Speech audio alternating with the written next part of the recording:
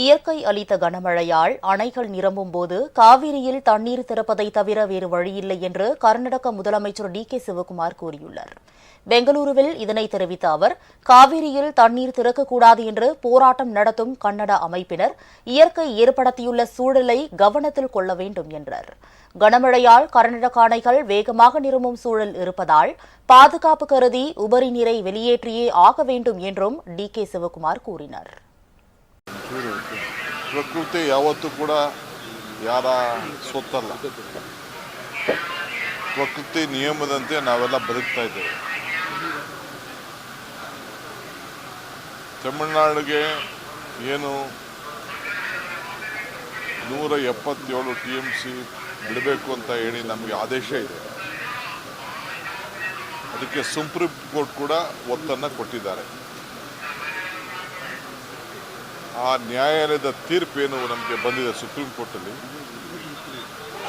ಎರಡು ರಾಜ್ಯಕ್ಕೂ ಅದೊಂದು ವರ. ಎರಡು ರಾಜ್ಯಕ್ಕೆ ಕಾಪಾಡೋಂಥ ಒಂದು ತೀರ್ಪನ್ನು ಕೊಟ್ಟಿದ್ದಾರೆ. ನಿನ್ನೆ ಟೈಮ್ಸ್ ಆಫ್ ಇಂಡಿಯಾನಲ್ಲಿ ಬ್ಯಾಲೆನ್ಸಿಂಗ್ ರಿಸರ್ವೇರಿಂದ ಏನು ಅನುಕೂಲ ಆಗ್ತಾ ಇದೆ ಅಂತೇಳಿ, ಮತ್ತು ನೀವು ಯಾರೋ ನಿಮ್ಮ ಮೈಸೂರು ರಿಪೋರ್ಟರ್ ಕೂಡ ಅದ್ರ ಬಗ್ಗೆ ಒಂದು ವಿಶೇಷಣೆ ಕೊಟ್ಟಿದ್ದಾರೆ. ಇವತ್ತು ನನ್ನ ಸ್ನೇಹಿತರುಗಳು, ಸಂಘಟನೆಗಾರರು ಹೋರಾಟ ಮಾಡ್ತಾ ಇದ್ದಾರೆ, ಬಂದ್ ಮಾಡ್ತೀವಿ ಅಂತ ಹೇಳ್ತಾ ಇದ್ದಾರೆ. ಪ್ರಜಾಪ್ರಭುತ್ವ ವ್ಯವಸ್ಥೆಯಲ್ಲಿ ಹೋರಾಟ ಎಲ್ಲರ ಹಕ್ಕು. ನಾವು ಯಾರು ಹೋರಾಟ ಕೂಡ ಬೇಡ ಅನ್ನೋದಿಲ್ಲ. ಆದರೆ ಹೋರಾಟಕ್ಕೆ ಹಿನ್ನೆಲೆ ಇರಬೇಕು. ಬರೀ ಮಾಧ್ಯಮದ ಒಂದು ಆಸ್ತಿ ಆಗಬಾರ್ದು. ಸಾರ್ವಜನಿಕ ಬದುಕಿನಲ್ಲಿ ನಾವು ಗಮನ ಇಟ್ಕೊಳ್ಬೇಕು. ಯಾರ ಆಸ್ತಿ ಪಾಸ್ತಿಗಳಿಗೆ ತೊಂದರೆ ಆಗೋದಾದರೆ ನ್ಯಾಯಾಲಯಗಳು, ಸರ್ಕಾರಗಳು ಯಾವ ಕಾರಣಕ್ಕೂ ಒಪ್ಪುವುದಿಲ್ಲ. ಅದಕ್ಕೆ ನಾನು ಮನವಿ ಮಾಡ್ಕೊಂಡಿದ್ದೇನೆ, ಇವೆಲ್ಲ ದಯವಿಟ್ಟು ಕೈ ಬಿಡಿ ಅಂತ.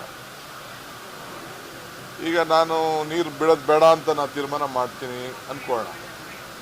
ನಾಳೆ ನಮ್ಮ ಸ್ನೇಹಿತರುಗಳೆಲ್ಲ ಏನು ತೀರ್ಮಾನ ಹೇಳ್ತಾರೋ ಅದು ಬೇರೆ ವಿಚಾರ. ಅವ್ರ ಮಾತಿಗೆ ನಾವು ಗೌರವ ಕೊಡಬೇಕು, ಎಲ್ಲನೂ ಆಹ್ವಾನಿಸಿದ್ದೇವೆ. BJPಯ ಮಂತ್ರಿಗಳು ಮತ್ತು ಸಂಸತ್ ಸದಸ್ಯರು ಪಾಪ ದೆಹಲಿಯಲ್ಲಿ ಬಂದು ಸೆಂಟ್ರಲ್ ಮಿನಿಸ್ಟರ್ನ ಭೇಟಿ ಮಾಡಿ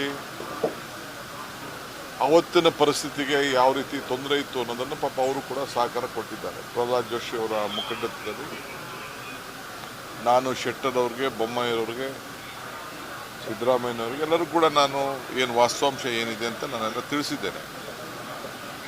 ಅವರು ಅವರ ಪ್ರಾಮಾಣಿಕವಾದ ಪ್ರಯತ್ನವನ್ನು ಅವ್ರು ಮಾಡಿದ್ದಾರೆ.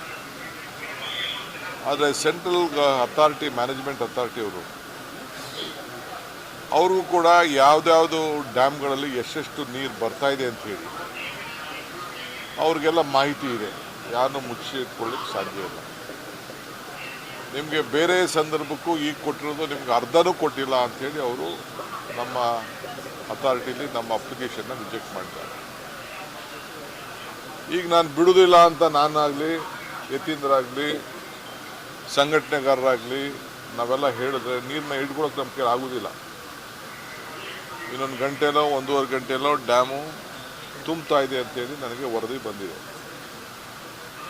ಇಡ್ಲಿಕ್ಕೆ ಸಾಧ್ಯನೇ? ಹೋರಾಟಗಾರರು ಹೋಗಲ್ಲಿ ಮಲಗ್ಲಿಕ್ಕೆ ಸಾಧ್ಯನೇ? ಹಂಗಂತ ನೀರು ಬಿಡುವುದಿಲ್ಲ ಅಂತೇಳಿ ದಯವಿಟ್ಟು ಹೋರಾಟಗಾರರು ಯಾರು ಹೋಗಬಾರ್ದು, ಅಲ್ಲಿ ನೀರನ್ನ ಹಿಡ್ಕೊಳ್ಳೋಕ್ಕೂ ಪ್ರಯತ್ನ ಪಡಬಾರ್ದು. ನೀರು ಇಟ್ಕೊಂಡ್ರೆ ನಾವೆಲ್ಲ ಕೊಚ್ಚೊಂಟೋಗ್ತೀವಿ. ನ್ಯಾಯಾಲಯಕ್ಕೂ ಗೌರವ ಕೊಡಬೇಕು, ರೈತರನ್ನು ಬದುಕಿಸಬೇಕು. ಈ ರಾಜ್ಯದ ರೈತರ ಹಿತ ಕಾಪಾಡಲು ನಮ್ಮ ಬದ್ಧತೆ ಇದೆ. ಬಂಗಾರಪ್ಪನವ್ರ ಕಾಲದಿಂದ, SM ಕೃಷ್ಣವ್ರ ಕಾಲದಿಂದ, ಸಿದ್ದರಾಮಯ್ಯನವ್ರ ಕಾಲದಿಂದ ಮತ್ತು ದೇವೇಗೌಡರು ಕಾಲದಿಂದ ಹಿಡಿದು BJP ಸರ್ಕಾರ ಇದ್ದಾಗ ಇಂಥ ಸಂಕಟದ ಪರಿಸ್ಥಿತಿಯಲ್ಲಿ ಅವರು ಅನೇಕ ತೀರ್ಮಾನಗಳನ್ನು ರಾಜ್ಯದ ಹಿತಕ್ಕೆ ತೆಗೆದುಕೊಂಡಿದ್ದಾರೆ. ನಾನು ಅವ್ರು ಮಾಡಿದ ಸರಿ ಇಲ್ಲ, ನಾವು ಮಾತ್ರ ಮಾಡಿದ ಸರಿ ಅಂತ ನಾನು ಹೇಳಲಿಕ್ಕೆ ನಾನು ತಯಾರಿಲ್ಲ. ಬಟ್ ಒಂದು ನಮಗೊಂದು ದೊಡ್ಡ ಜಯ ಸುಪ್ರೀಂ ಕೋರ್ಟ್ ಕೊಟ್ಟಿದೆ.